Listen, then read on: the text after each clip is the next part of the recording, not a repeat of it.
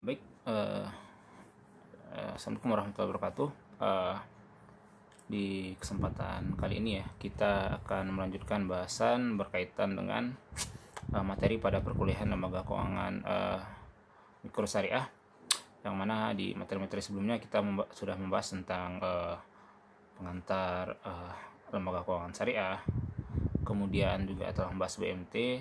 Nah, selanjutnya kita akan membahas salah satu lembaga yang mungkin dikatakan ya pure ya, juga termasuk lembaga yang sangat berkembang di Indonesia, yang mana salah tokoh utamanya itu ya berasal dari provinsi kita ya, yakni Muhammad Hatta. Barangkali teman-teman sudah tahu semua bahwa lembaga yang akan kita bahas kali ini adalah lembaga bernama Koperasi.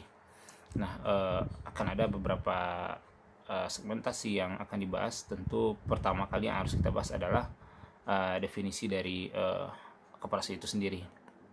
Nah, tentu banyak ya ahli yang memberikan definisi tentang koperasi dan lain-lain, tapi di materi ini kita akan memberikan tiga pandangan ya berkaitan dengan pengertian koperasi.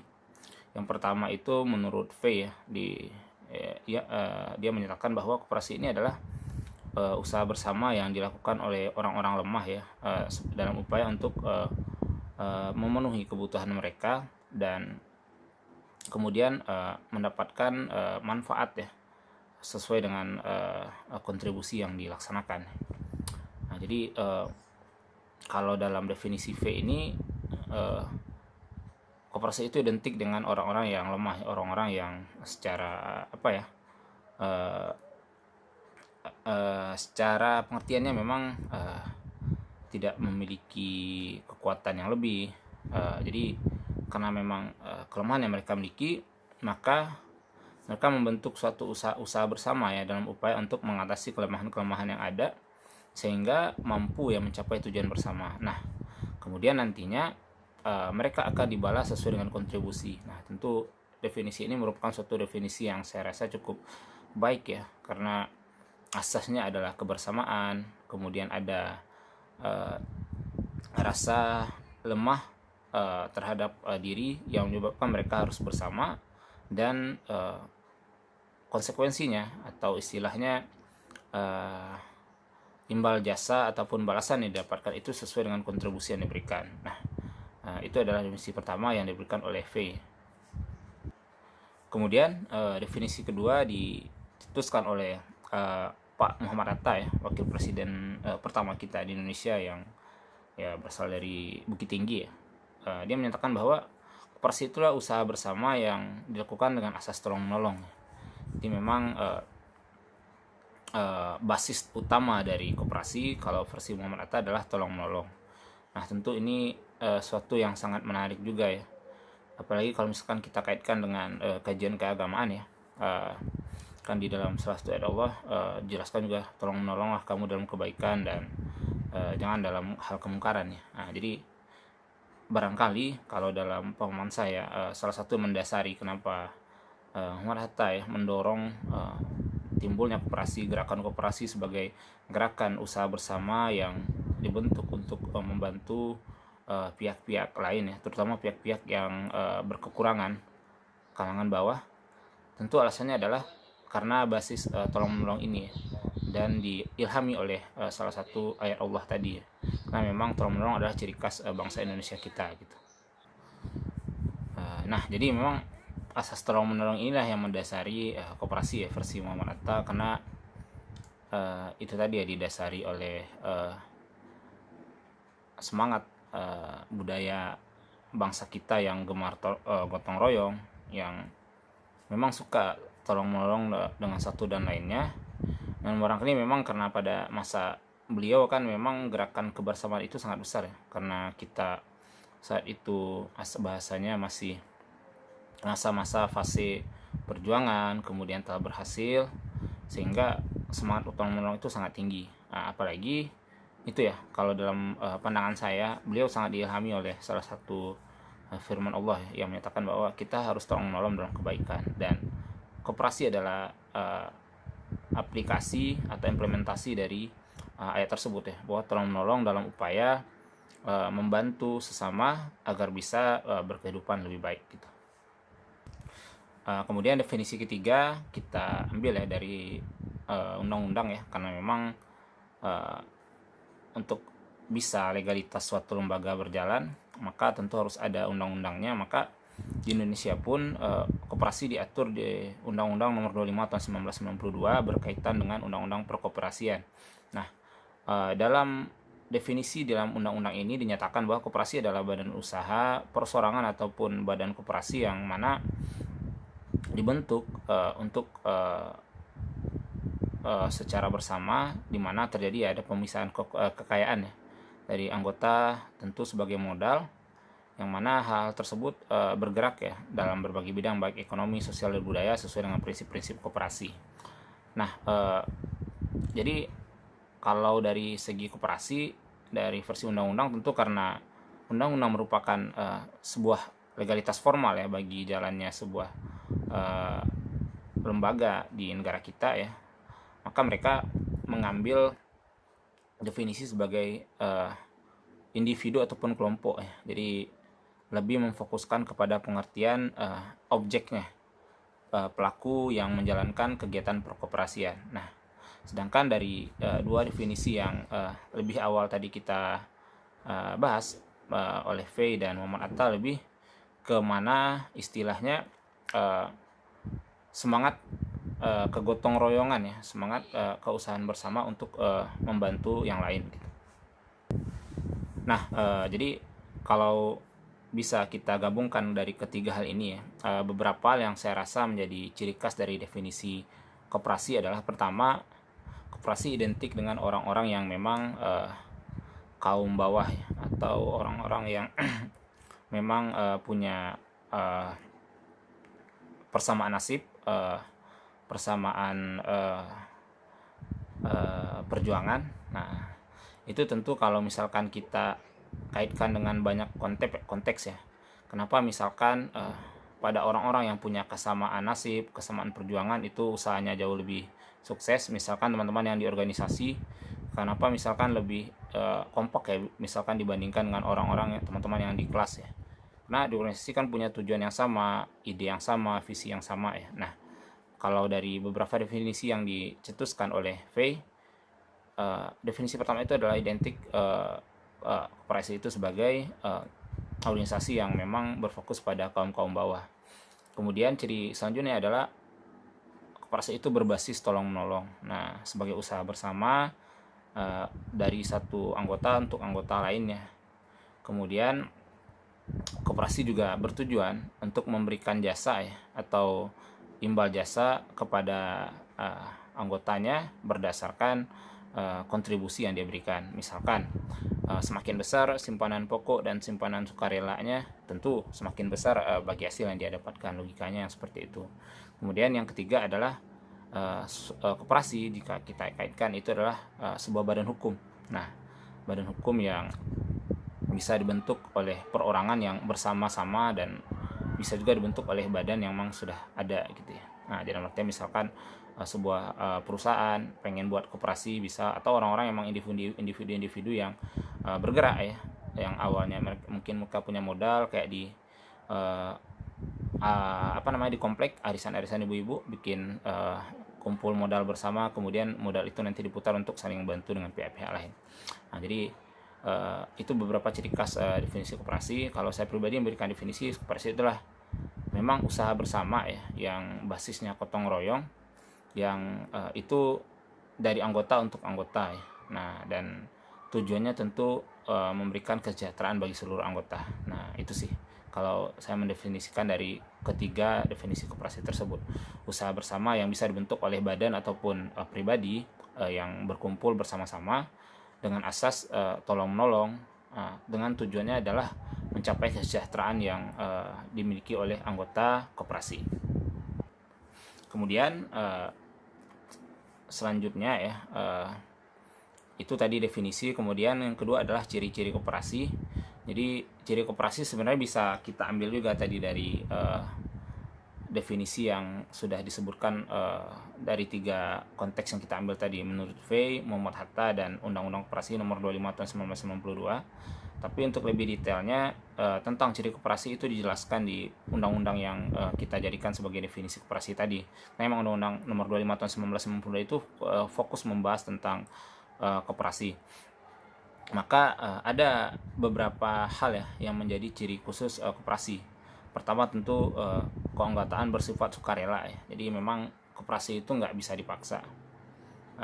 Bahasanya memang karena pekerjaannya untuk bersama ya. Jadi kita harus sadar dan memang berniat untuk melaksanakan kegiatan ini. Jadi syarat pertama atau ciri khas yang menjadi koperasi itulah sukarela. Kalau koperasi dipaksa itu menyalahi ya prinsip-prinsip koperasi yang tercantum di Undang-Undang Nomor 25 Tahun 1992. Kemudian pengelolaan dilaksanakan secara demokratis ya, dalam artian bahwa setiap hal yang ada di koperasi ya, baik itu pengambilan keputusan, kemudian perencanaan ke depan itu dilaksanakan secara bersama.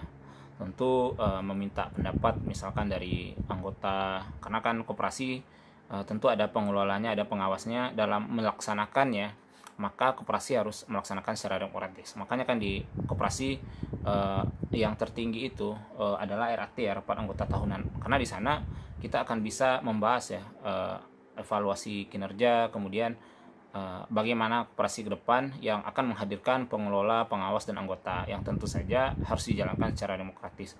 Pengelola nggak bisa hanya secara langsung melaksanakan sesuatu tanpa disetujui oleh anggota dan hal-hal yang lainnya gitu. Kemudian juga anggota harus berpartisipasi aktif dalam koperasi. Tentu ini hal yang pasti ya. Seminimalnya bentuk partisipasi adalah memberikan simpanan, baik itu simpanan pokok, simpanan wajib, ataupun simpanan sukarela. Misalkan koperasi tidak aktif anggota-anggotanya, bisa dipastikan maka koperasi akan mandek ya, karena memang kekuatan koperasi ini berbasis pada anggota. Nah itu, jadi anggota adalah penggerak utama koperasi, makanya asasnya adalah dari anggota untuk anggota. Kemudian koperasi itu adalah lembaga swadaya yang otonom, independen ya. Jadi memang koperasi ini bebas ya, jadi dia bebas dari pihak manapun, karena memang basisnya kebersamaan. Jadi koperasi tidak ada yang dimiliki oleh pribadi ya, karena koperasi itu milik anggota, berasal dari urunan anggota yang banyak ya, sehingga memang mereka independen. Semua hak orang-orang yang menjadi anggota punya hak yang untuk mengembangkan koperasi gitu, sehingga koperasi nggak bisa disetel oleh beberapa pihak saja, karena memang kepemilikannya yang sangat majemuk oleh semua anggota. Kemudian koperasi melaksanakan pelatihan ya bagi baik itu anggota, pengelola, dan pengawas. Tentu tujuannya adalah dalam upaya peningkatan kualitas dan dari orang-orang yang terlibat dalam koperasi. Kalau misalkan orang-orang yang terlibat di koperasi nggak kompeten, tentu akan terjadi maladministrasi, koperasi nggak berkembang. Misalkan mereka adalah koperasi yang harusnya bisa produktif, tapi karena nggak bisa dikembangkan, akhirnya koperasinya menjadi runtuh. Karena nggak bisa dipungkiri, banyak juga koperasi meskipun berasas tolong-menolong, tapi karena memang anggotanya nggak cakap, tidak mempunyai kemampuan yang bagus, mereka juga akhirnya mandek juga gitu. Kemudian koperasi melayani anggota secara prima. Jadi memang keuntungan menjadi anggota koperasi itu sangat luar biasa ya. Kita tidak bisa membedakan anggota koperasi jika mereka telah menjadi anggota dan melaksanakan kewajibannya, maka koperasi berkewajiban untuk melayani anggota secara baik dan prima ya. Jadi kalau misalkan kita di bank mengenal pelayanan prima, maka asas koperasi dengan cirinya berdasarkan Undang-Undang 2592 itu sudah lebih dulu memberikan ketentuan tentang ini, bahwa koperasi harus berkewajiban melayani anggota secara prima. Dan ciri terakhir adalah koperasi ini bertujuan untuk melaksanakan pembangunan berkelanjutan bagi anggota. Jadi memang asasnya adalah bagaimana koperasi bisa mengembangkan anggota, bukan hanya stuck ya. Ini mungkin cocok ya dengan pola kalau kita kaitkan dengan konteks lain seperti zakat produktif. Kalau zakat produktif itu kan bagaimana merubah mustahik menjadi muzaki. Nah, koperasi pun seperti itu, bagaimana taraf hidup anggota yang misalkan mungkin jika awalnya sudah dalam tahap biasa bisa menjadi lebih baik ya, dan bisa lebih baik ke depannya, sehingga bisa menjaring anggota-anggota lain dan manfaatnya bisa dirasakan oleh orang lain, bukan hanya di anggota koperasi saja. Kemudian setelah definisi, kemudian ciri koperasi, selanjutnya adalah fungsi koperasi ya. Jadi fungsi koperasi ini pada dasarnya sangat vital juga ya, jika mungkin kita memahaminya secara baik dan menjalankan dengan baik ya, memang fungsinya ini sangat luar biasa. Pertama itu koperasi berfungsi sebagai denyut nadi perekonomian Indonesia ya, karena memang seperti yang disampaikan oleh Bung Hatta tadi ya, bahwa memang koperasi ini berbasis tolong menolong, dominan oleh masyarakat bawah ya untuk membantu saling sesama, maka bisa dikatakan ya ini sangat cocok sekali dengan budaya dan karakteristik orang Indonesia, sehingga memang jika koperasi berjalan dengan baik, mereka akan bisa memperkuat dan menjalankan denyut nadi Indonesia, karena memang basisnya tolong menolong dan bagaimana meningkatkan taraf hidup anggotanya gitu. Nah, barangkali mungkin karena kenapa misalkan koperasi tidak berkembang secara baik, karena ideologi yang dibangun oleh Muhammad Atta ini tidak dijalankan secara baik oleh pengelola-pengelola yang ada, bahwa ini adalah usaha bersama dengan asas tolong menolong dan gotong royong dengan tujuan meningkatkan taraf anggota, tidak berjalan secara baik karena mungkin memang orang tidak memahami ruh tolong menolong ini, ruh untuk meningkatkan taraf orang lain. Barangkali sisi individualistis yang lebih berkembang saat ini menyebabkan nilai-nilai koperasi ini menjadi jauh berkurang, sehingga barangkali fungsinya dalam upaya memperkuat atau menjadi denyut nadi perekonomian belum tercapai secara maksimal. Kemudian kedua, upaya untuk mendemokratisasikan ya sosial ekonomi Indonesia. Jadi memang tujuan dari fungsi dari koperasi itu adalah untuk menunjukkan bahwa kondisi sosial ekonomi Indonesia ini berlangsung secara demokratis ya, bahwa dia berjalan dengan keputusan bersama. Satu hal dan lainnya jika tidak dilakukan secara bersama tanpa keputusan yang disepakati bersama, maka tidak bisa berjalan dengan baik. Jadi koperasi ingin menunjukkan bahwa kesepakatan musyawarah anggota sebagai forum tertinggi mereka, RAT, adalah sebentuk demokratisasi atau implikasi dari betapa demokratisnya sosial ekonomi yang ada di Indonesia gitu. Jadi jika koperasi berjalan dengan baik, maka akan terlihat bahwa kondisi sosial ekonomi masyarakat itu sangat demokratis sekali, yang mana mereka berjuang secara bersama, mengembangkan usaha bersama untuk kebahagiaan bersama juga. Kemudian fungsi tiga tentu untuk meningkatkan kesejahteraan anggota ya, karena memang koperasi dibuat untuk usaha bersama, sehingga saat mereka dijalankan dengan baik, maka kesejahteraan anggota akan bisa berkembang dengan baik. Dan juga fungsi terakhir untuk meningkatkan perekonomian. Jadi ini sejalan sih dengan kesejahteraan. Saat perekonomian orang baik, maka kesejahteraannya akan membaik. Nah, barangkali mungkin jika nanti kita bisa menambahkan ya fungsi ini, karena kita memahami koperasi ini sebagai lembaga bersama, tentu harapannya bukan hanya kesejahteraan dan perekonomian saja yang berkembang, tapi juga ada bahasanya ya, kesadaran sosial tentang pemahaman keagamaan ya. Meskipun mungkin koperasi ditujukan untuk seluruh agama, tapi saat orang perekonomiannya baik juga menyebabkan dia secara psikologis, secara kejiwaan juga lebih baik gitu ya, dalam artian ruhnya. Jangan sampai nanti misalkan setelah mereka sejahtera dan perekonomiannya lebih baik, menyebabkan ruh-ruh mereka untuk membantu secara sosial, ruh tolong menolongnya menjadi hilang gitu. Nah, jadi ini 4 fungsi dari perekonomian sebagai denyut nadi dalam perkembangan perekonomian Indonesia. Kemudian untuk demokratisasi kondisi sosial ekonomi di Indonesia, peningkatan kesejahteraan dan peningkatan perekonomian Indonesia.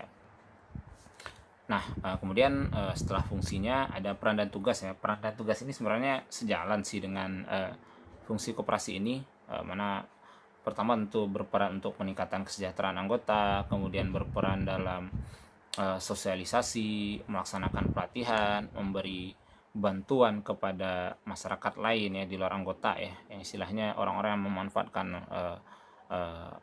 keberadaan koperasi ini.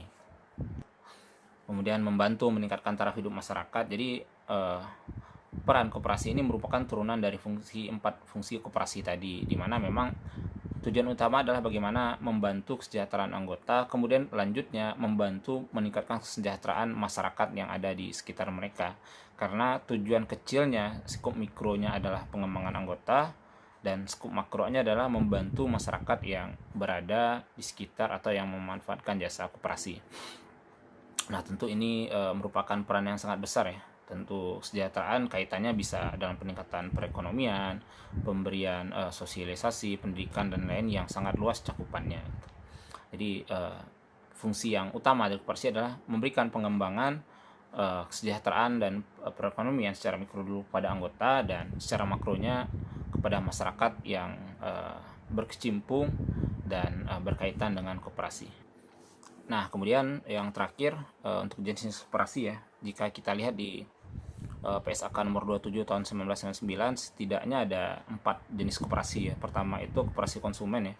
Jadi koperasi konsumen ini adalah koperasi yang dimana penggunanya adalah pembeli ya, atau pemakai barang dan jasa akhir. Jadi pada dasarnya koperasi konsumen adalah koperasi anggotanya merupakan pembeli barang-barang dan jasa yang telah digunakan gitu. Nah, di mana mereka memberikan pemberian secara bersama ya terhadap barang-barang produksi. Jadi koperasi konsumen adalah koperasi yang mana merupakan pemilik barang jasa yang dilakukan oleh secara bersama oleh anggotanya gitu. Kemudian yang kedua adalah koperasi produsen ya. Jadi koperasi produsen ini adalah berbeda ya dengan koperasi produksi. Koperasi produsen ini adalah koperasi yang mereka tidak punya usaha atau wadah, tetapi secara bersama-sama mereka membentuk sebuah usaha untuk memproduksi suatu barang dan memasarkannya sehingga hal tersebut bisa dijalankan dengan baik. Jadi prinsipnya koperasi produsen ini adalah mereka pada dasarnya nggak punya usaha, tetapi secara bersama mereka membuat sebuah barang dan nantinya mereka kelola, mereka pasarkan sehingga bisa dikembangkan. Nah, sedangkan koperasi produksi merupakan lawan dari koperasi produsen. Nah, sedangkan koperasi produksi itu adalah koperasi yang mana anggotanya merupakan pekerja koperasi. Nah, jadi berbeda dengan produsen. Kalau produsen tadi mereka bahasanya secara bersama karena nggak ada usaha, kemudian mereka membuat suatu barang dan memasarkannya. Jadi secara prinsip koperasi produsen bisa berubah ya, atau bertransformasi menjadi koperasi pemasaran. Jadi barang-barang yang ada mereka produksi dan mereka pasarkan dalam sebagai bentuk usaha koperasi. Sedangkan koperasi produksi adalah koperasi yang mana anggotanya adalah pekerja koperasi ini gitu. Nah, jadi yang membedakannya adalah produsen ini mereka yang koperasi produsen mereka yang istilahnya menciptakan dan memasarkan barangnya, sedangkan koperasi produksi adalah orang-orang yang menjadi pekerja koperasinya adalah anggota-anggotanya gitu. Nah, karena kan ada juga ya koperasi yang dalam artian anggotanya tidak langsung menjadi pekerja, mereka menunjuk pengelola yang berkompeten, tapi pada koperasi produksi anggotanya langsung menjadi pengelola koperasi ini gitu. Nah, dan terakhir itu koperasi simpan pinjam. Ini dari namanya saja mungkin sudah kita pahami bahwa koperasi ini menyediakan simpan pinjam bagi anggotanya. Basisnya tentu adalah simpan pinjam, dan barangkali koperasi inilah yang paling berkembang ya hingga saat ini. Tentu ada yang bertransformasi menjadi koperasi yang berbasis syariah, ada juga mungkin yang masih berbasis biasa ya dengan metode bunganya. Nah, jadi berdasarkan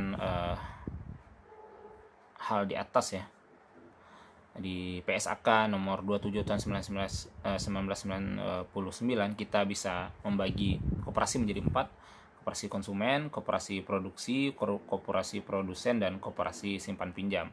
Nah, yang masih banyak berjalan saat ini bisa dikatakan mayoritas merupakan simpan pinjam, karena memang yang dibutuhkan oleh masyarakat sekarang itu adalah akses dana ya. Nah, dan koperasi bisa menjadi salah satu solusi ya jika kita nggak bisa mengakses bank, atau mungkin sekarang kan sudah mulai juga ada fintech ya, tapi mungkin masih generasi tua masih ada yang gaptek dan cemas untuk bertransaksi secara teknologi, maka koperasi bisa menjadi solusinya. Bahkan mungkin jika kita lihat secara lebih nyata, banyak koperasi-koperasi yang dalam artian tidak berbadan hukum secara real ya, koperasi yang dijalankan secara prinsip ya. Misalkan koperasi komplek, orang-orang bersepakat misalkan urunan berapa nanti bisa minjam berapa ya gitu ya. Jadi koperasi yang disepakati secara bersama saja tanpa dibuat badan hukumnya sangat banyak berjalan di Indonesia. Karena kenapa? Memang prinsip pengadaan koperasi ya yang sangat simpel, walaupun mungkin untuk mendirikannya tidak begitu berat ya, karena berdasarkan definisi yang kita ambil tadi, karena punya asas kebersamaan, kemudian ingin tolong menolong, dan untuk peningkatan kesejahteraan anggota, maka basis koperasi ini sangat berkembang. Nah, barangkali mungkin yang terdata oleh pemerintah ataupun lembaga-lembaga yang formal saja itu belum sebanyak yang tidak formal. Yang tadi misalkan seperti di komplek-komplek, orang bikin koperasi sederhana untuk membantu komplek yang lain, nanti saat lebaran mereka ngasih minyak, ngasih gula dan lain-lain. Nah, dan ini merupakan ya bentuk nyata bahwa koperasi sangat sesuai dengan jiwa dan budaya Indonesia gitu. Nah, jadi itu teman-teman untuk materi singkat koperasi hari ini, bahwa pengertiannya, koperasi ini yang merupakan usaha perorangan yang membuat usaha secara bersama atau badan hukum yang buat usaha bersama yang dijauhi oleh semangat tolong menolong untuk peningkatan kesejahteraan anggota, yang mana tentunya koperasi ini mempunyai ciri yang sangat banyak ya, yang itu maktub ya di Undang-Undang Nomor 25 Tahun 1992 tentang perkoperasian. Nah, intinya koperasi ini berasal dari anggota dan untuk anggota, yang mana tujuan utamanya memang untuk bagaimana meningkatkan taraf hidup anggotanya dan juga masyarakat yang berada dalam lingkup koperasi. Kemudian koperasi itu terbagi 4 ya, jika kita ambil rujukannya dari PSAK nomor 7 tahun 1999. Koperasi itu ada koperasi konsumen, koperasi produksi, koperasi produsen, dan koperasi simpan pinjam. Jadi itu materi untuk hari ini. Terima kasih atas atensinya. Assalamualaikum warahmatullahi wabarakatuh.